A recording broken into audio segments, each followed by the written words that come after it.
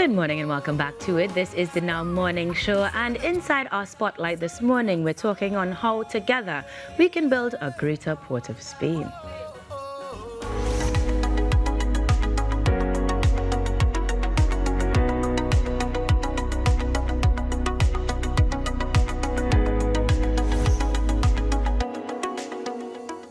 It's a gala for greater. Together, we're definitely trying to build a greater Port of Spain. This morning, we're chatting about the Mayor's Charity Ball, which is happening on the 30th of August, 2024. Let me welcome His Worship, Alderman Chinua Alleyne, the Mayor of Port of Spain. Good morning to you, sir. Good morning to you as well, and thank you so much for having me once again on the Now Morning Show.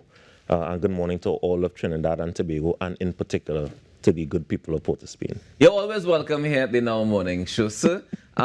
So far, how have you been enjoying the experience as Mayor of Port of Spain? Boy, it's been a lot of work, you know. I imagine. It's been a lot of work, but the work is very rewarding. I get to wake up every day and help people in my home, you know, and for me that's really important, and it's what keeps me going and got me to wake up early this morning to come on the Now Morning Show. And we appreciate you making that extra effort to wake up early, because I think this is important for us to talk about the fundraising initiatives by the Mayor of Port of Spain raising funds is not new. But tell me the importance of this fundraiser in particular. So that in the office of the mayor, we have something called the Mayor's General Fund. And, you know, through that fund, we're able to do a lot of social work in the city. So a lot of people know the council and the city of Port of Spain for doing your garbage collection, your street sweeping, your road patching, etc. But we also do a lot of charity work. And we have 12 councillors in the city of Port of Spain. They have all of their burgesses that may have different needs. And so we want to be able to support those burgesses in any way that we can. And we also have a particular focus this year on this council and working with the socially displaced, making sure that we can support the socially displaced in providing them the services that they need. I think that what we'll all be judged on is really how we support and treat those who are the least fortunate amongst us, those who may have fallen on hard times for one reason or another. So this gala that's happening on August 30th, which is the night before the holiday, right. The night before Independence, at the NAPA Hotel, it's an opportunity for us to gather up the support of the general public, so that going into the new financial year, we're able to do a lot more of the work that we want to do. Yeah. When you talk about support for the socially displaced, what kind of support and services do you think are needed? So currently, we are part of a committee that's led by Senator the Honorable Donna Cox, Minister of Social Development and Family Services. And so we're part of a stakeholder team that's been meeting for quite some time. And Minister Cox, at the appropriate time, will be able to talk more about the initiatives that are coming out. But we need to prepare. And we need to make sure that we have the resources available and that we galvanize as much support as possible from the general public, because we all have an interest in our fellow Trimbagonians, and we want to make sure that really we just do our part. If everybody where they live, they do their part, we'll be in a much better place. I mean, that sounds nice and easy, right? If everybody where they live do their part. But every time rain fall, we always see things coming on the road that not supposed to be coming on the road because everybody not doing their part. How do we change that culture? How do we get people to see the importance of doing their part? I think you have to lead from in front. I think that's the most important thing, and a lot of leadership happens quietly, and sometimes we need to step out and we need to show that leadership publicly, and that's part of what I'm hoping that part of what we're doing here today is stepping out and letting the general public know, hey, there's this thing that's happening, and we want you to be a part of it. If all you're able to do is, some people are able to come out and volunteer every weekend.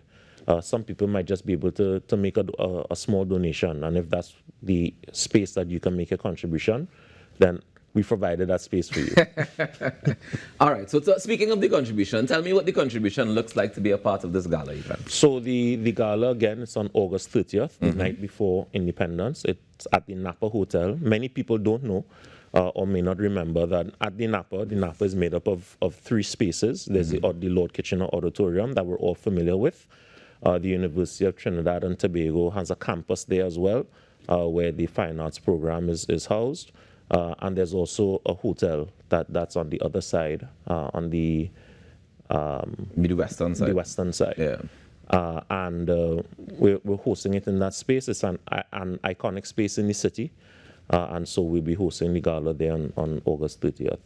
The contributions begin at $1,500. All of the contributions go towards the Mayor's General Fund. And we use that money to provide social support services. One of the areas that we also have an interest, in addition to providing support for the socially displaced, would be to do some beautification works across the city. We're all familiar with Woodford Square, and we're all familiar with the fountain in Woodford Square.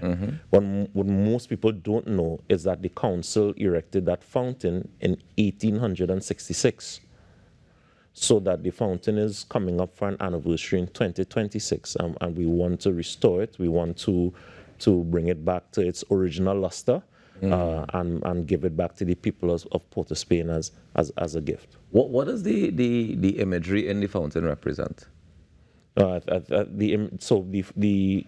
fountain has mermaids on it. Right. It has fishes on it. Right.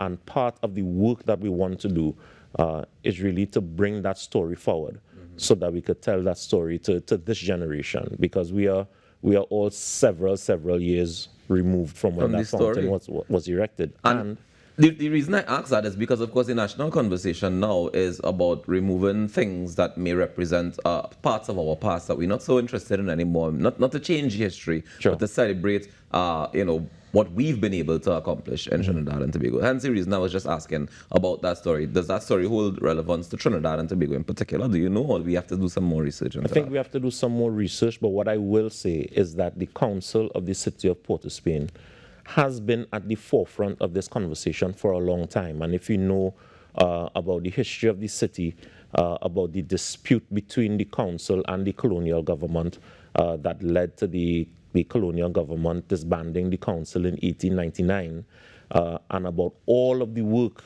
and all of the struggle that went into getting the council reestablished in 1914.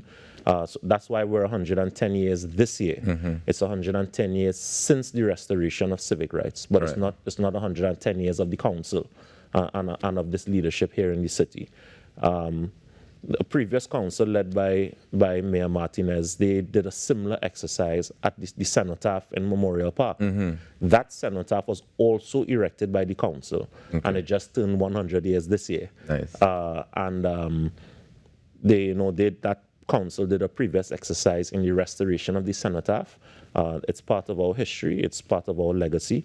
And we want to make sure that we preserve it for the future generations. So this council will do its part as well. We will carry the battle forward on our leg of the journey. How does the council feel about the Columbus statue coming down? The council has some very specific views about the Columbus statue, and we had the opportunity to meet with the cabinet-appointed committee right, that the Honorable Prime Minister, Dr. Alleyne, appointed. We met with the committee on statues and monuments. We've had some certain discussions, and at the appropriate time, the committee will report to the cabinet, and the Prime Minister will make some pronouncements. I mean, in terms of statues and monuments, we know we're all familiar with the Columbus one, but are there any others that would have come up in the conversation that we may not have thought about? I know street names. Okay. Street names was a Square very names popular. like Lord Harris and yeah, things. those were very popular topics that Right, came up, and that part of the conversation to be considered. So we are working through the process with the committee appointed by Dr. Alleyne in order to bring about the changes that the public wants to see. Now, I know this wasn't part of the planned conversation, right? But can you share any information with us when it comes to the process of changing those names? Like, what does it take to actually go through that process? I think the most important part is ensuring that we have a conversation. The actual legal mechanism is a relatively simple one, and you would have seen, for example, the previous council named a portion of Queen Street after General Penny Commission. Yeah. So that the actual legal process is a relatively simple mechanism, but the important question is, what do we want to change, and what do we want to change it to? Yeah. You know, so that I think is the critical part that's happening.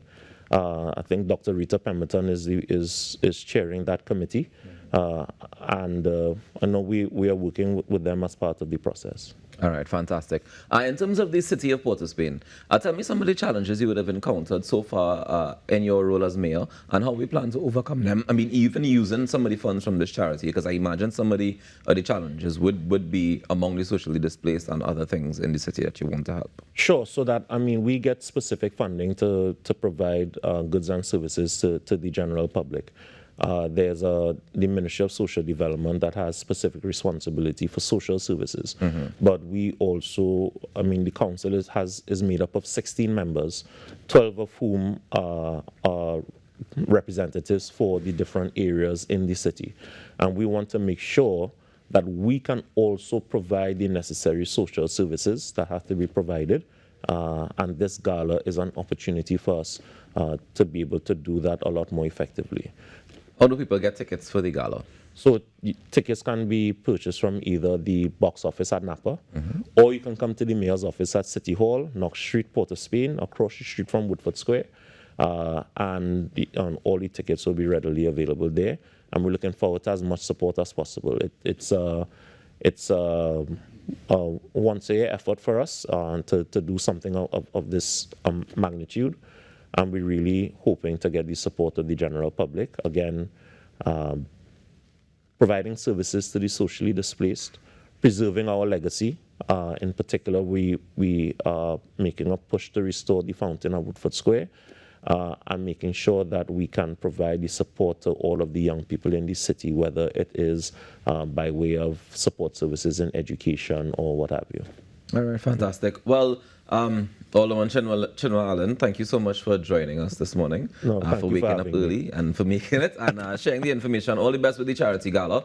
I think that the efforts will not go down in vain. And Trinidad and Tobago, if you can, please come out and support the Mayor's Charity Gala 2024. It's happening on August 30th at the NAPA, well, the hotel at NAPA. That's correct. Yeah? So you want to check your mayor's office to be able to get your tickets, or you can head to the box office at NAPA. Guys, we take a quick break and we come back with more on the Now Morning Show. We're just chatting with His Worship Alderman Chinua Alleyne, the Mayor of Port of Spain. We'll be right back.